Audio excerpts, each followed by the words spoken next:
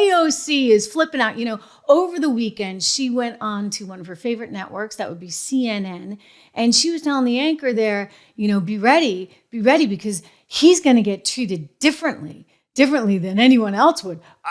Yeah, he's treated differently. I'd go with that, because nobody else would be facing 175 or a $500 million bond bail. No one else. Anyway, here's AOC back in her delusional world on that delusional network. What do you say to an independent voter, an average voter, who looks at what's going on with Donald Trump? You have his assets might be seized tomorrow. You also have the hush money case from the district attorney, Alvin Bragg of New York.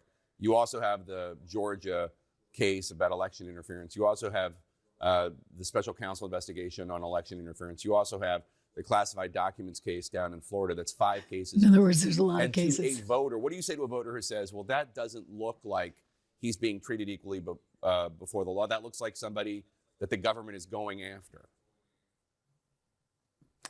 Has there ever been a president, Republican or Democrat, that has been subject to this level of criminal charges, indictments, and investigations? This is not about party. This is not about politics. This is about corruption and criminality.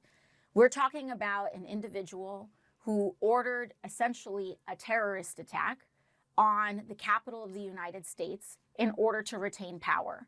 That is not about being a Republican. It is not about being a Democrat. It's about being an unethical and individual who is subject and prone to criminality.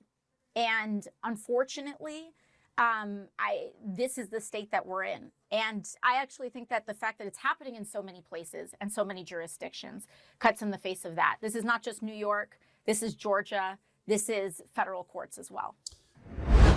Oh my goodness. So you hear how she's ratcheting up the language. Just be prepared, ladies and gentlemen.